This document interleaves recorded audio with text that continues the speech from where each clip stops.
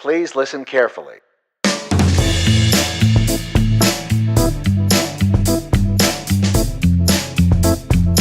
Welcome to the Big Ideas for Better Places podcast from CityWorks Expo. My name is Brad Stevens. It's my absolute pleasure to introduce you to our guest today, Mr. Justin Garrett Moore, urban planner, executive director of the Public Design Commission in New York City, and adjunct professor at Columbia University. How are you doing this afternoon? Doing very well, thank you. Good. I hope it's not unpleasant in New York at this time of year. No, we're lucky. Climate change is giving a break today. I think very good weather.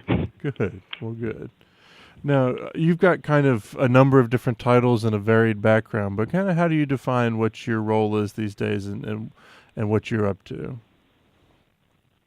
Yes, so my current primary role is as the head of the New York City Public Design Commission. So it is a part of New York City government, embedded within the mayor's office, and our role here at the commission is the review of all of the public works on the city's land. So that could be streets, parks, public buildings like libraries or fire stations, pretty much everything that makes up our kind of commonly held built and public environment is the role of our work.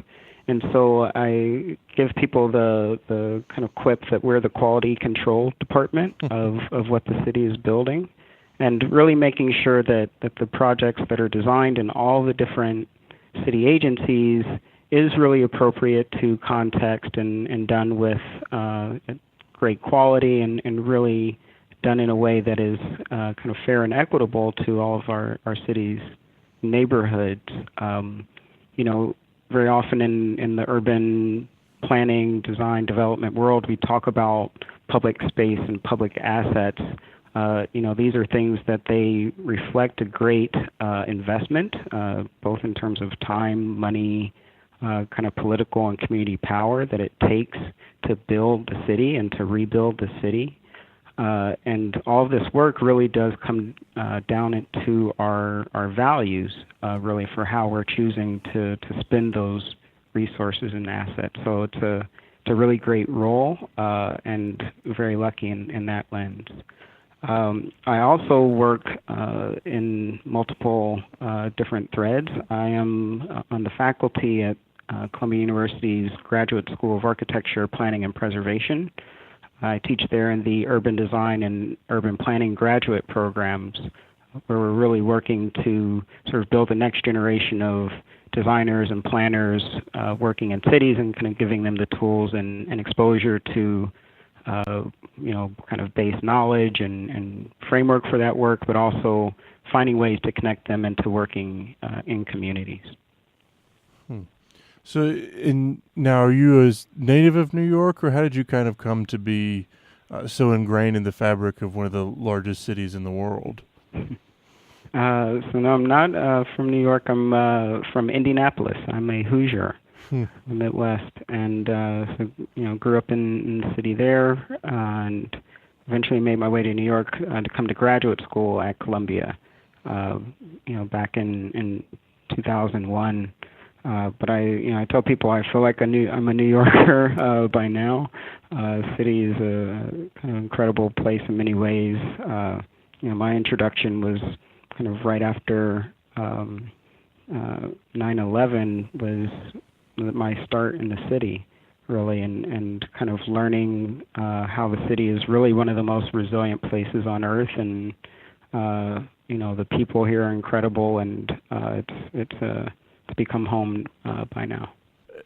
Coming from Indianapolis, I can imagine a bit of culture shock, but I wonder how you've been able to kind of contextualize your work when you think about working in big cities, and how that might translate to other communities that aren't quite as big, or ones that are different in other ways from New York City. I think something that's important to know about New York is that it really is a collection of neighborhoods. At a certain scale, it's a collection of cities. The 5 boroughs of the city, in many rights, each borough is kind of its own city in a way, and has a borough president and kind of a geography that people understand and associate, and they're all very different. So I really think a lot of the work and innovation and ways of doing business that happen in New York, despite being such a large city, really do translate to other places because our government and our planning and policies really do work at local levels in many cases. So, professionally, my career, after coming out of architecture and urban design study, I started working in the New York City Department of City Planning, so the planning agency for the city, which, that entity works citywide, but the way it is structured actually is that the planning units are broken down into the different boroughs.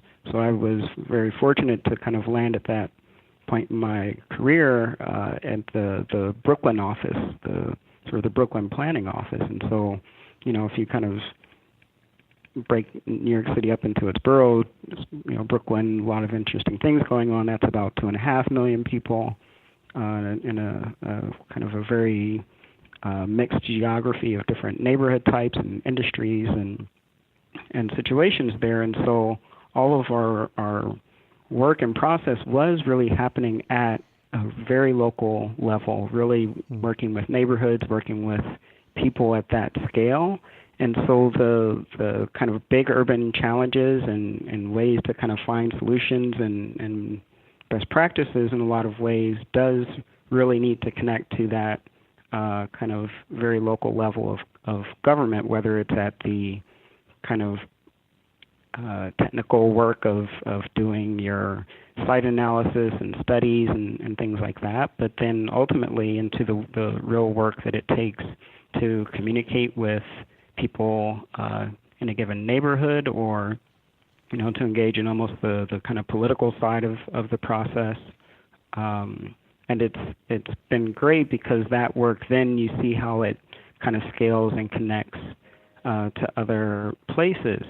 So this kind of current administration, Mayor de Blasio, when he came in, the planning department really did a lot of work to focus more on what are really kind of community plans, right? There are citywide policies and regulations that are important, but the real difficult work and where rubber meets the road is at that community scale. So if you were to go to another city, smaller scale city, or even in some cases neighborhoods, a lot of the same dynamics and challenges that we find here in New York really do connect and apply to places at that scale. I'm kind of imagining that one of the big themes that seems to always come up in these podcasts, and maybe that's because I think it's a big thing, but you mentioned kind of values earlier on, and how design and how we treat these places as a part of our values. But I wonder, particularly in a place that's as big as New York City, or even in the smaller boroughs and even in the smaller neighborhoods, how do you go about or think about creating shared vision or shared values in a place like that?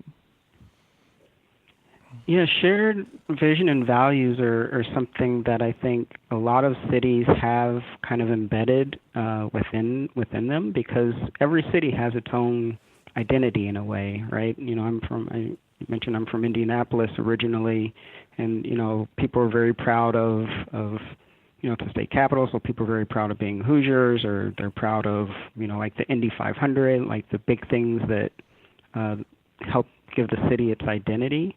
And New York is absolutely in that mold. Some people know the kind of the history and background, like everyone knows the I Love New York with the heart kind of logo.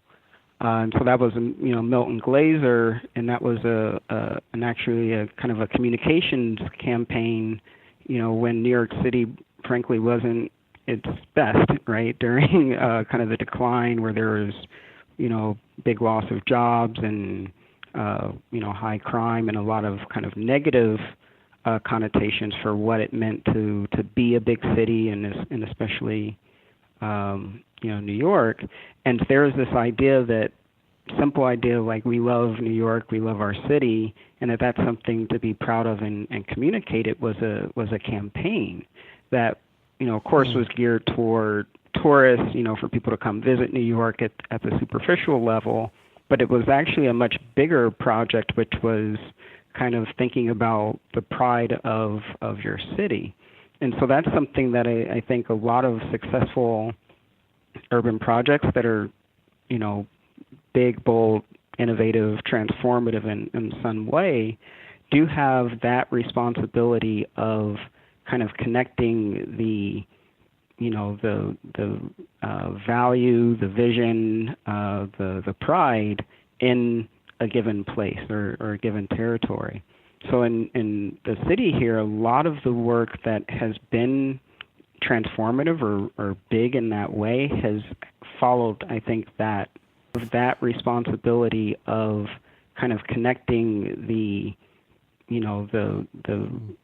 value, the vision, the pride in a given place or a given territory. So in the city here, a lot of the work that has been transformative or big in that way has followed, I think, that administration. There was a lot of work around sustainability goals, right? The Plan YC, it was called, the 2030 plan for New York, and there was a lot of effort around kind of communicating to people in neighborhoods and youth and that kind of scale, all the way up through the different parts of the city bureaucracy and the major policy initiatives to get people aligned around improving our long-term, ecological impact and sustainability in that way. And it had a lot of different lives in individual projects and initiatives. So creating new parks or investing in the bike transportation infrastructure, things like that, were really under this umbrella of kind of getting everyone in the city to connect to and buy into this idea that New York can have a better sustainable outcome.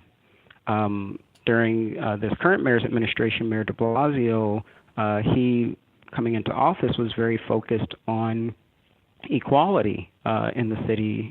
As the city had improved, there was this very real and felt dynamic where the city wasn't necessarily improving for everyone, and so the kind of imbalance between those that were more middle class or wealthier, having one kind of outcome in their city, and then the large majority of New Yorkers having greater difficulty, that was something that was important to kind of help articulate that, and then to start to actively get people motivated to start making changes around that. So, there's simple policy things that were done at one scale, but the mayor's affordable housing plan was something that was a very tangible effort around that, and that larger narrative of motivating people that we need to make some difficult changes and to kind of push the envelope came out of this idea of communicating a vision that connected to people's values. People saying it is important that people from different incomes ought to be able to live and raise their families in New York City, right? There was a kind of assertion that was needed and had to be communicated and kind of organizing people around that before you could make some of those big steps, like changing the city's zoning for the first time in 50 years to do something different in terms of its housing regulations, for example.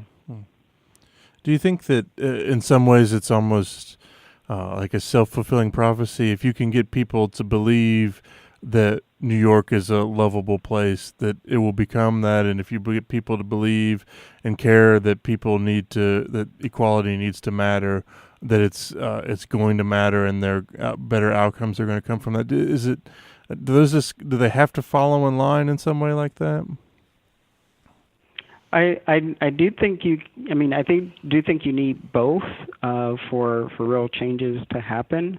The kind of the campaign idea of the first motivation is kind of that first step, but then in many cases, unfortunately, it can end there, and it can be kind of advertising and not translate into real policies or real changes in where budgets are going, or real kind of active projects. And I think cities that are successful are frankly the ones that they're able to do that first step of getting the motivation out there and getting that kind of common support, but then following up with the real kind of almost treacherous work of then implementing and changing things. And sometimes it takes a very long time, and it doesn't even always operate in the political cycles that a lot of decisions are based on, but that follow through, the kind of the technical and mechanics of actually changing policies or doing the work to work at that kind of local level really takes time and a special commitment and energy from the politicians, from the what I like to call like the broader civic community, like kind of the leaders, and some of them are kind of the community grassroots types, and some of them are the business organizations and other kind of entities that all need to be kind of dancing together to make things change for the better. Do you think there's kind of a clear delineation, or that would be pushing it, I imagine, but where do you kind of put the line between where government should play a role in creating cities that work, or where does that come into, or where is that picked up by the private industry and private individuals that need to take responsibility for creating a great place?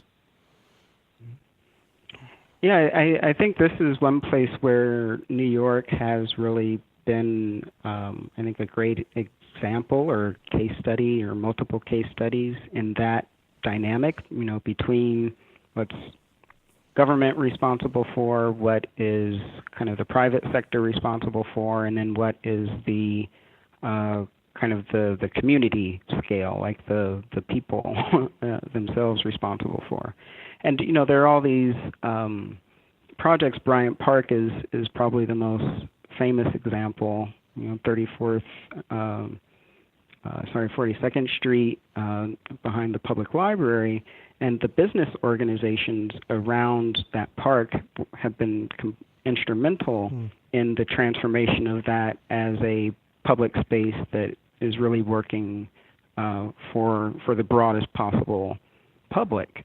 And in that case, there was real leadership from kind of private sector and government kind of working with and figuring out the tools and models for something like that to work.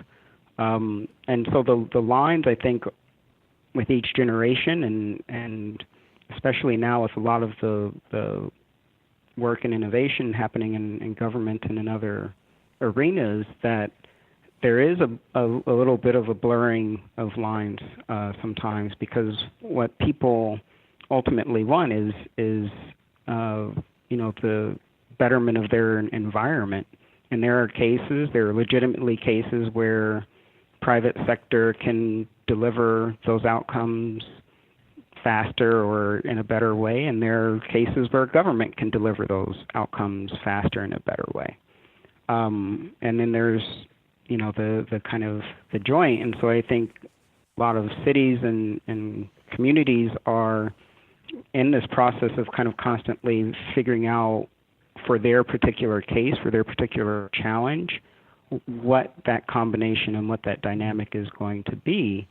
And something that I think, the reason I said New York is a good example is because there are so many different ways that happens, right? There are times when the city is facilitating by providing something like land, right? The city has land in its ownership, but the city is not necessarily great at quickly building housing anymore, right? So there can be a dynamic where the city kind of puts the framework and the regulations in place for, development that can happen, and there's true public responsibility for that because it's public land, and so, how much you can build there and who's it going to be affordable for, and all of these kinds of questions are things that the city is answering to the broader public for, right, to then set the stage for something like private development to happen based on those parameters. The kind of an alternate example where there's really private sector leadership happening in things, especially emerging economies, kind of tech economy, a lot of these things that, the city doesn't necessarily know or how to prognosticate or determine what makes a successful new economic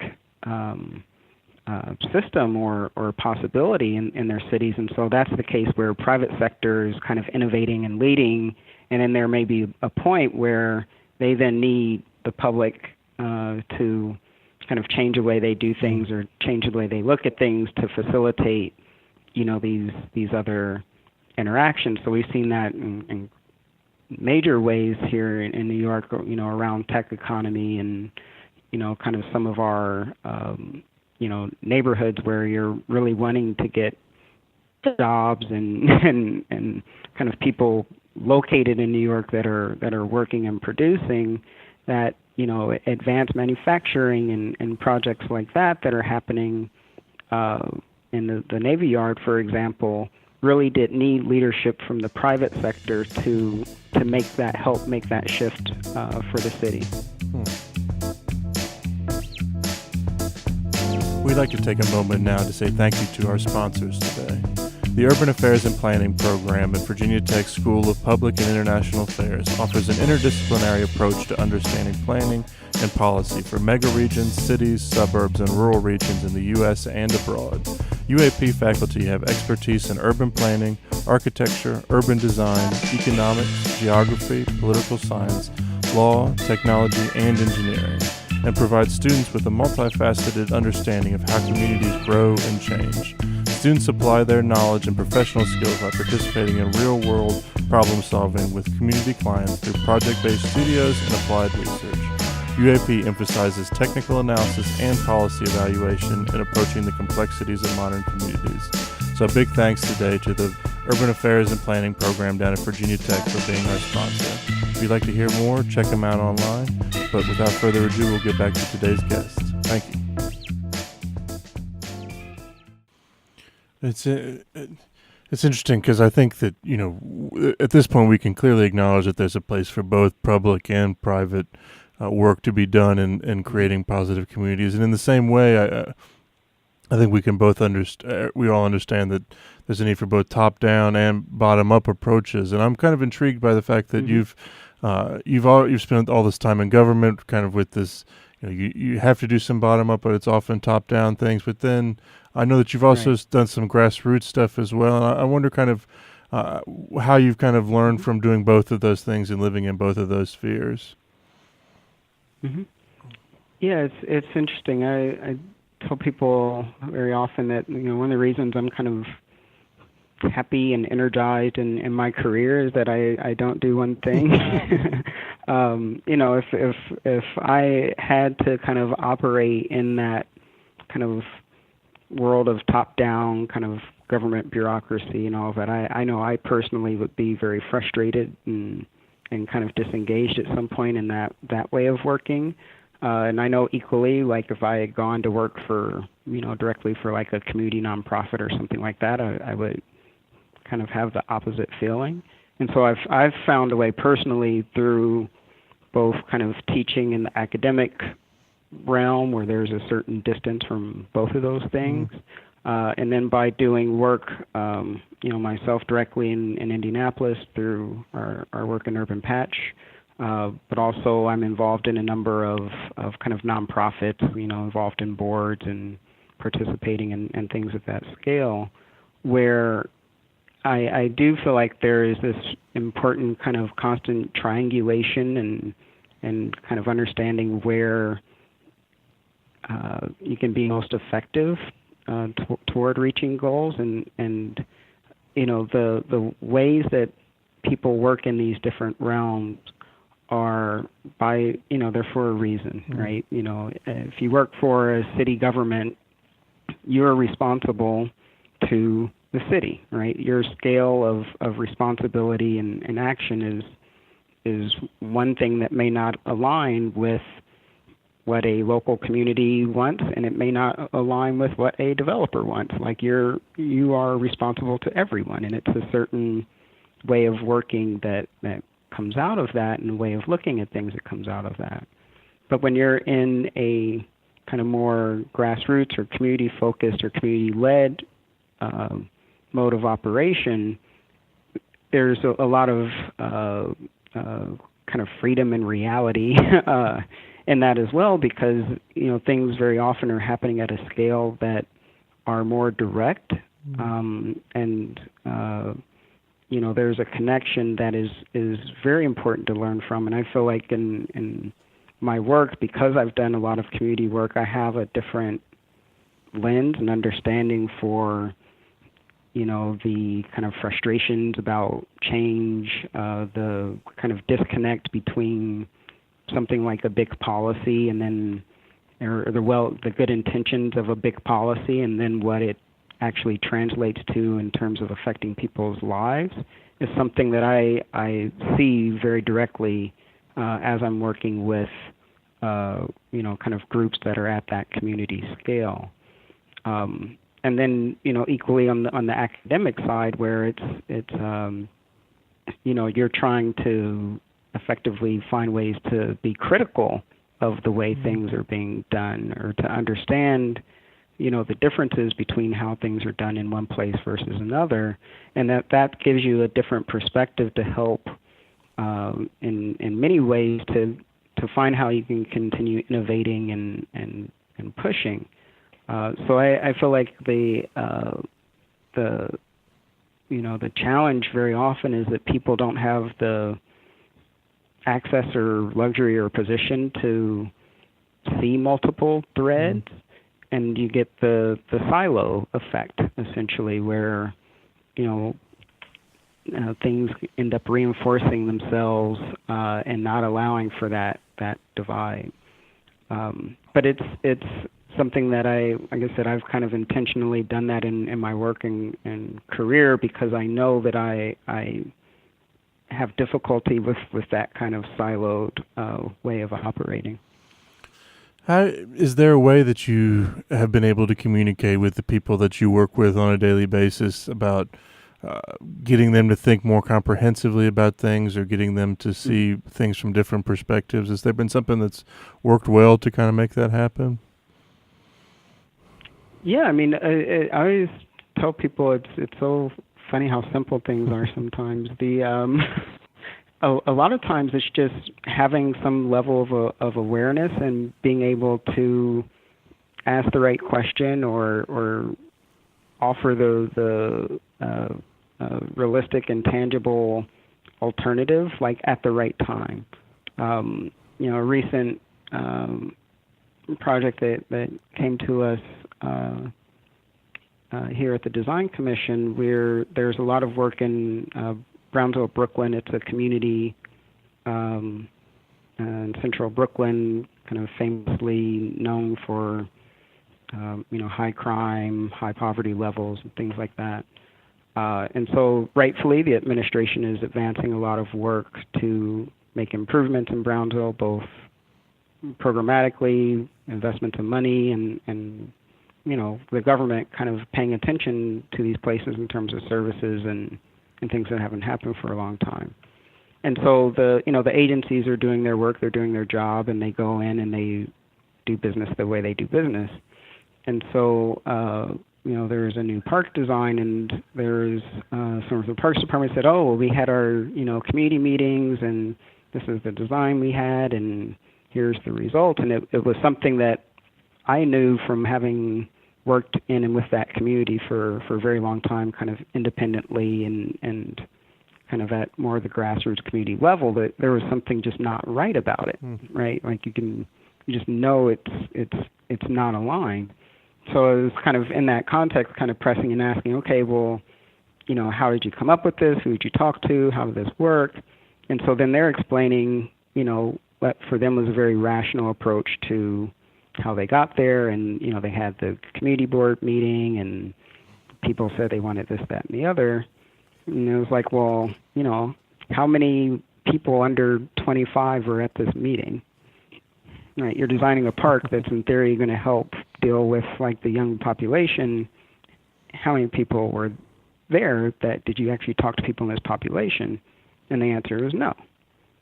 Right, but work had advanced to to this point, and that things were being decided and designed, and they're asking for approval for something that they hadn't actually talked to the broader number of people in the community. So that was a case where, we were able to then push back and say, well, we understand you've gotten to a point, but you do need to go back and to kind of do additional work and think about this design in a way that accommodates the broader number of people, because this is a major public investment, and there's a different responsibility that you have to how you decide what comes out of that public investment beyond, how many typically older, established people that will come to a Wednesday night meeting, right? And so it's just being in the position to kind of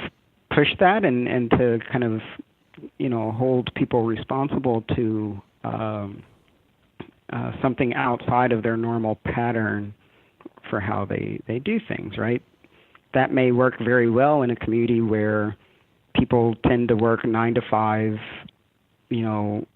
white collar jobs to have your meeting at, in the evening like that. It's probably different in a different community. So these are little trigger points. Another example, sometimes people ask me what am I most proud of in my kind of urban design career, and this was a very long time ago, before Hurricane Sandy. We were doing a very large neighborhood rezoning and redevelopment in a neighborhood called Hunters Point South in Queens. And I was the urban designer on the project, so working in the planning department at the time. And we were doing kind of block street plan layout, park layout, site grading, infrastructure planning. And, all the high-paid consultants are there, the engineering firms, and they wanted to level the site because it would be easier and cheaper to build the infrastructure if you just kind of graded everything to be relatively even. You could even potentially pick up a little more footprint of land from leveling it out. And I remember at the time, I kind of raised my hand. I'm like, well, we're in a waterfront community.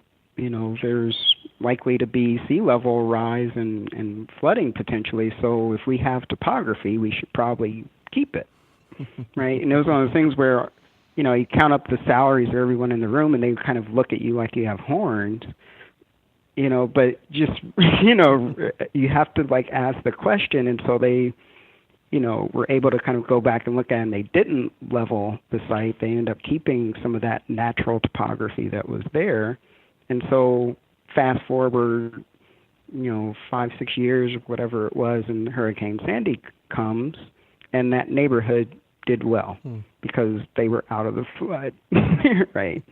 But it's but if you're not there asking the question and looking at things from a certain orientation, it would have been very easy and automatic and natural for that to have been leveled and that community to have a different kind of vulnerability when the storm comes. So it's there are these. It's so interesting in public process and development process. There are so many points of decision that can make huge differences, and it's because there are so many moving parts and because it's so complex, a lot of things get missed, and so the work of thinking I would say a lot of urban designers, urban planners, you have to be a pattern seer, dot connector, thinker in many ways to know that there are a lot of different issues and layers that can come up in places that people may not expect or people may not be focused on, but they can still be incredibly important to the outcomes. That brings me around to this question that I think you've probably had people over the years tell you things like, why are we focusing so much on design? Why does that matter so much in the grand scheme of things? I know I have a bit of background in the software world where there's certain people that would rather not have to ever think about design. But when you kind of hear those criticisms, or where people are like, why are we investing so much time and energy in design? What is your response to that, or how do you kind of convince them that we need to be stepping back and taking time to think about that? Yeah, it's interesting. I feel like the world is in some ways coming around to the value of design in a way that wasn't there for a long time, and it is in some ways coming from the tech world. Architects always joke like it's very frustrating. Architecture's been around like basically as long as civilization. You go look for a job for an architect, and they mean a programmer or systems analyst of some kind, right? And it's like, what about architecture? But the idea of what design does, like as a discipline and a practice, is what I call the blank page problem. So designers, their fundamental skill is they go from something that is a blank page or kind of the origin of a concept, and then they have to do all the steps, and the constant adding in of difficulties, challenges, complexity into a situation to get something that is a realizable, tangible end product, right? So just about every designer, whether it's somebody doing UX design with technology stuff, whether it's an architect or a kind of engineer doing large-scale plans, that's still the basic process of what they're doing. And the skill set and the value is that, let's say policy, for example, or definitely politics, you can say something and it not be the actual circumstance, right? Mm-hmm. You can be aspirational in changes that you're making. Design has to actually do the difficult work of resolving those things, like real time, right? So it's not, in the business and real estate world, right? Like you can project and you can plan out what's going to happen, but you don't actually know until it's happening. The built environment kind of world of design, like you're constantly having to research, step back, evaluate, problem solve, test, step back, that's what design process does. And so for urban planning, urban design, real estate development, community development, whatever lens that you're looking at, that skill set and way of thinking and operating is incredibly valuable to, in concert with the other things that are happening, right? Policy or finance, et cetera. And so when that step had been left out, or that step was considered to be not as important, I think you see across America, at least, the negative impacts of not having that thought process happen in line with these kind of very long-term, very costly transformations of our cities, right? The highway designers, right?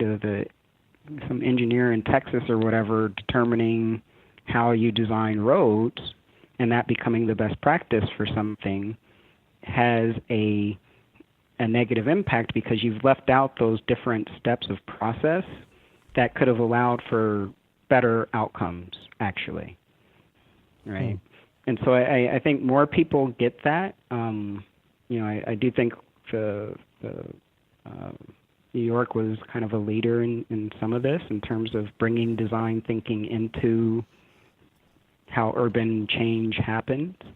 But I think there are enough cases or sort of tangible projects where that has been proven, and so more and more people are paying attention to it.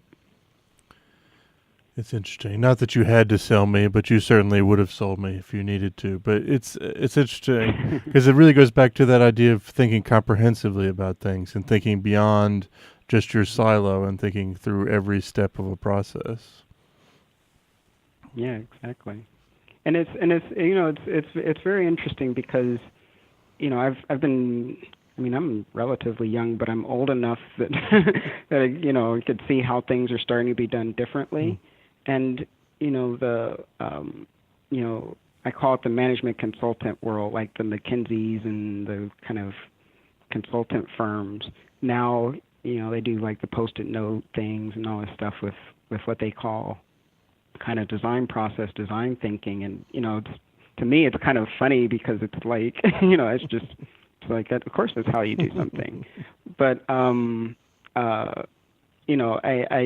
do see that it's that more comprehensive thinking and iterative ways of decision making and kind of seeking, we call it, right? Looking for where the solution might be, that it isn't necessarily linear, is really important because the complexities of what we're dealing with, I think, are real. I think it is more difficult to do anything, today than it was, 100 years ago because of the number of inputs and factors for a lot of different reasons are more complex. So I think we are in the situation where we actually need to have that way of working and thinking that wasn't happening before. I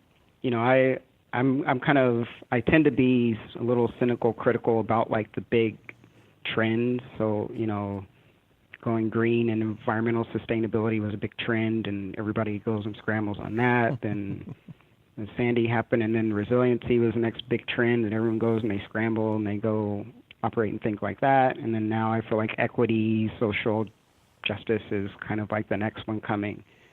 And, that's all great, but I think the thing that crosses those three kind of mindset shifts that are driving a lot of people's orientations and way of practicing that I find very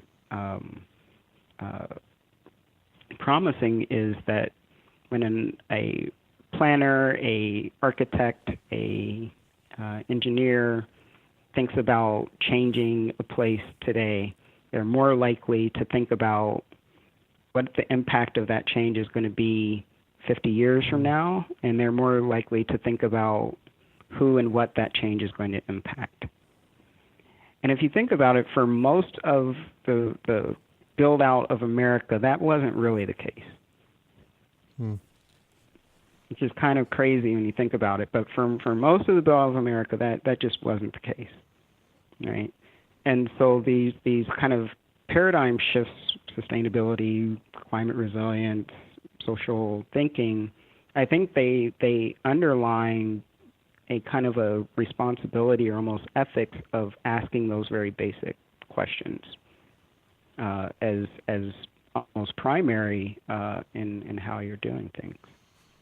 That's such a fascinating perspective to kind of say that these things that we're looking at now, this view of sustainability and looking long term, and this need to look at social issues and try to make sure we have all the right people represented at the table and being resilient. These, in some ways, it sounds like they almost go back to the most very basic questions of how we do these things. That it's a recalibration of what it even means to be living in a community. In some ways, that we've thought that the answer could be found in X, Y, and Z, but no, actually, we need to go back and think about these very basic things of who needs to be at the table? Do we think about the short term or the long term? That these, in some ways, they're value statements that we're having to recalibrate. Is that kind of how you see it as well? Yeah, exactly. And I think by going through school and then the teaching area, like you read what people were doing and thinking and during like the peak of modernism, because you're kind of taught that that's so important, how these people thought. And it's like how they thought was terrible. It's so, it just boggles my mind. Like, you're like forced to like internalize this stuff, and it was just off base in so many ways. But yeah, exactly, like that shift is something that I hear from more and more people and from more and more different kinds of people, and I do think it's valuable. I mean, some of it, I'm sure, like I said, is kind of, some of the stuff is like fashion. It's just it's trendy to like, the joke is trendy to care about black people now or something. It's like kind of weird, but but I do think that becomes like a way of working and thinking as it becomes more dominant in larger circles and more fields and things like that. That it's I think it can be good news for the future of many communities. I'm kind of intrigued, though, because I think that there is we're located in somewhat rural Virginia down here with Expo, and there's certainly some political diversity and people that don't appreciate these new perspectives on things. And I wonder, how do you go about having those conversations, or what's the best vehicle for trying to find shared vision in those cases? Yeah, it's interesting. I actually had been to Roanoke before. My brother lived there for a while, so like we went to the Star and everything. So it, as starting out earlier, saying that like New York is just like a little amalgamation of little cities and neighborhoods in a way, and we have all kinds too. When we were getting our the administration's housing priorities, we're going through, and this was changing the zoning regulations to require affordable housing. In some of these communities that we would go to, we might as well have been in like the rural South in terms of the responses that people had to this kind of larger goal of providing affordable housing for people. And this is this frankly wasn't the very lowest of incomes in New York. This is like people that make $50,000 a year, like housing for people who make $50,000 a year, that people were like, we don't want these poor people in our neighborhood, right? And so, that was a challenge, and that's where that kind of conversation we were having before about the very big picture, the vision that, you have to kind of get a certain amount of awareness that conversation is happening, and kind of weight of public opinion at whatever scale, whether it's at the scale of like a neighborhood meeting or the scale of like the city's residents, but having that larger conversation about, in that case, affordable housing and the city's needs and the frankly the almost crisis level that many people were experiencing. That project, or that in that case, that initiative was helping to educate people about what the real situation was, right? So that it's not just your personal view or experience or kind of anecdotal situation, but to educate people on what the broader picture was, right? So how, lack of affordable housing leads to XYZ, right? People need to make more money to live here. Mm-hmm. There's higher demand on wages. There are a lot of like economic impacts that affected people like business owners, right? Or, other kinds of things, and kind of helping educate people how to connect the dots themselves is very key. A lot of times for kind of rezonings, urban development, and projects like that, people understand the process of like, trading and pros and cons and kind of what they're going to get in exchange for something else. And so it's that same kind of process that happens one step earlier with kind of educating people, right? So giving the opportunity for them to educate you on things that you may not know or understand, or give lenses that you may not have that are valuable to resolve a situation. But then the other way around, to have, a kind of communication, well, what is affordable housing, right? And a lot of people actually had no idea, right? We say affordable housing, and there may be a connection. People think very low income, welfare, crime. They go off in their head and whatever that means to them. And the reality of what was being proposed was something else. And so there was a very long process of helping explain that. And the housing development agency, they made little games to explain to people how it actually works, because it's complicated how it works. There's tax subsidies, there's city funding, there's land, there's zoning, there are all these things that it takes to do something that sounds very simple: put housing in my neighborhood, right? And so that needed to be a two-way learning process, so that you can, one, make sure that everybody is actually talking about the same thing, which very often they are not. And, from the next step from there, you can have a more honest dialogue, and there may be a point where, people just legitimately don't want something to happen, and you can make then the case, well, that's the trade-off. The city needs this, and this is what's going to happen, and you can have that conversation with them instead of conversations about, imaginary poor black people, robbing them or whatever, carjacking them in their neighborhood, right? So that, there's that education process is good, and that's another place where I do think that people are starting to understand kind of design thinking, design communications, design process as being a valuable way to do that as well, in many cases. Very interesting. Well, I have to say I could sit here and talk with you about this all afternoon, but I suppose we should start trying to think about wrapping up. And so I wonder if you could share maybe one of the biggest things that you've learned as you say you're still a young man, but you've been doing this for a little while. What's something that you've learned along the way here? So I would say that because I have kind of different things that I do. I've learned different things from different places.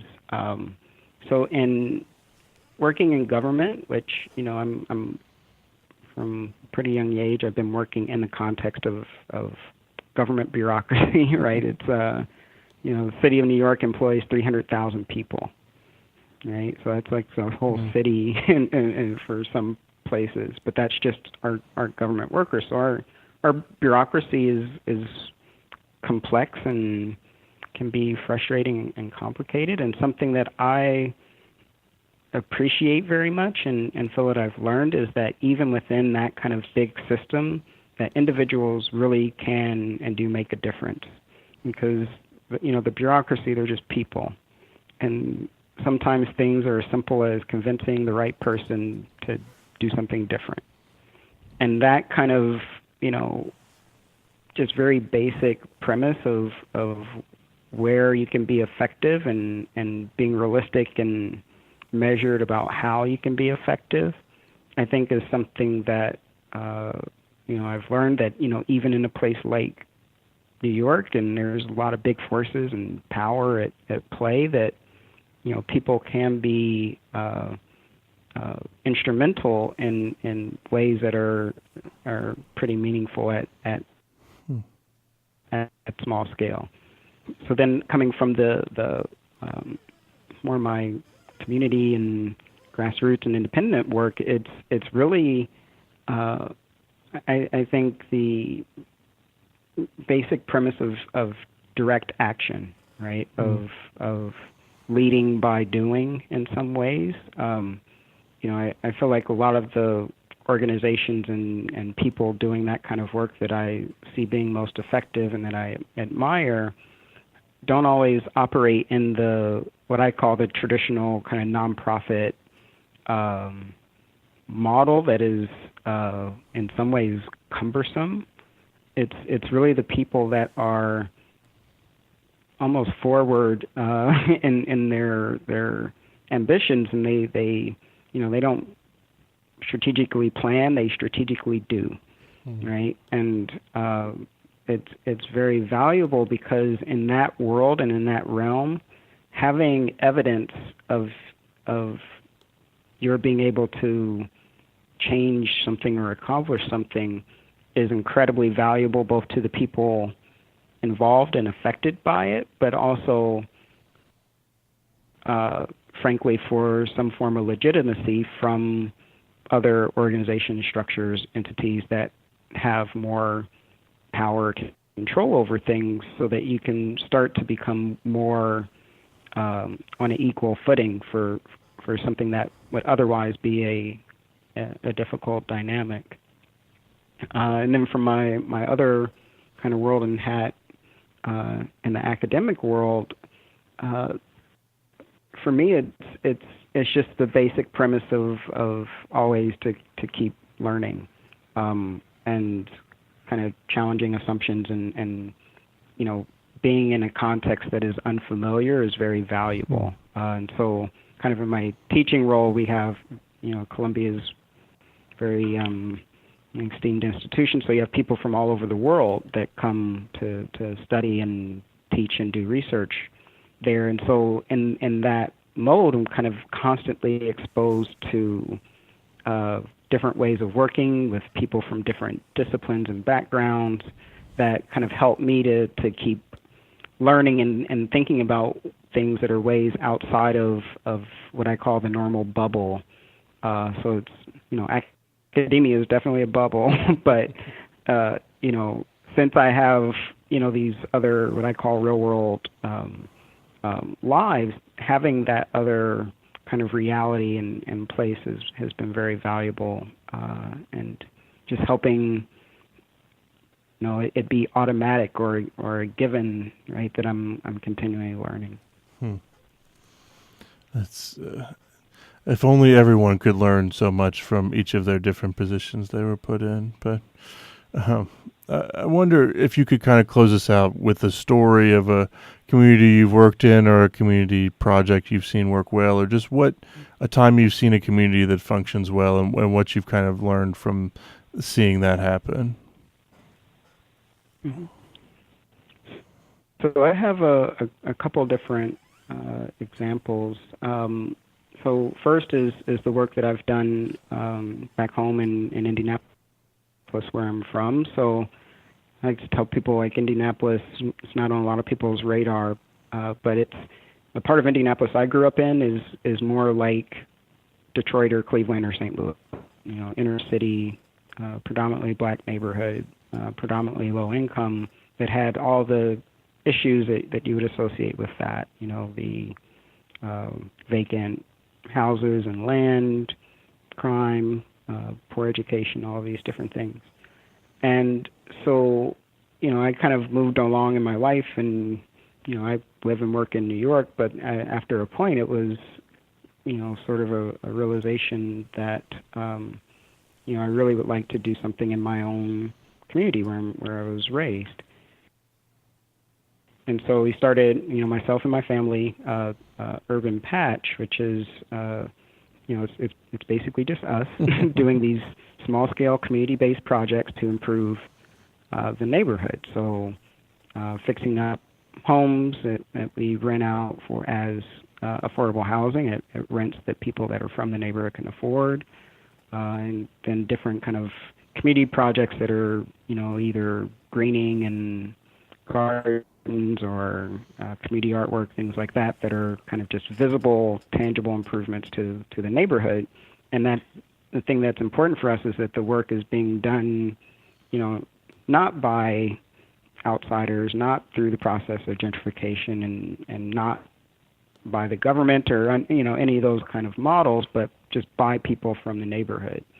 And the support and involvement and interest that we've gotten through that has been, for me, incredibly valuable. And even though it's not a primary thing that any of us in our family are doing, to us it's so important that there is this very simple notion that individuals can have a big impact. By now we've kind of grown incrementally, and so there are multiple families that are able to afford staying in that neighborhood because we've done these projects, right? Or there are parts of the neighborhood that were overgrown and not in good care that are now stewarded places because of these individual works, and that now being part of the story of that neighborhood and the changes that are happening in that neighborhood is important. So that's kind of one that's kind of from an almost individual perspective. Another that I'll say is we've done, and this is through the Columbia teaching work, some design studios and projects up in a community called Newburgh, New York. It's just north of the city along the Hudson River. And Newburgh is like, quintessential American post-industrial city decline story, right? That one, tell people, is like little Detroit on the Hudson. It's like that kind of seriousness. And so we were doing these projects and things and working there, and that community has really been amazing. I think is a success story in many ways for people to look at how different types of local organizations and just advocates banding together can really make changes. They've just recently completed a little park project that they basically did themselves, raise some money for, and have a new public space for their city. And Habitat for Humanity has a big presence there. It's one of the New York State Land Bank is supported with the Newburgh Community Land Bank, and so it's people that are in, frankly, a pretty dire context with some of the economic and social and physical issues that they have there, and they are really making tangible progress by working together and not fighting or being overly territorial and things that unfortunately can happen sometimes in communities. And so it's just been great kind of following what's going on there and progress, and that they did value planning, they did value design, and they did value making sure that everyone in the community is part of and aware of the conversations and changes happening there, which very often is not the case, right? People from outside come and say, we're going to revitalize this community, whatever that means, and most of the people can be relatively disconnected from that conversation. I think Newburgh and a lot of cities that are at smaller scale have, maybe by nature of their scale, been able to have a different approach to that. Just a couple of fascinating stories to end on there, and I just really appreciate the time today, Justin. Is there some place if people are interested where they can learn more about your work and what you guys are up to, that they can follow you or check stuff out? Sure. So for my work in New York City, you just Google New York City Public Design Commission, and you'll find lots of information. For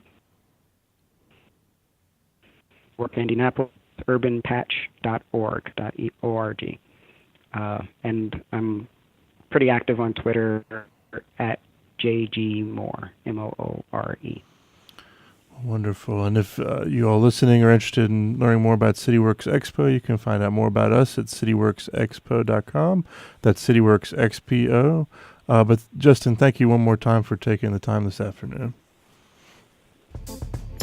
Yeah, happy to do so. And you have a great week.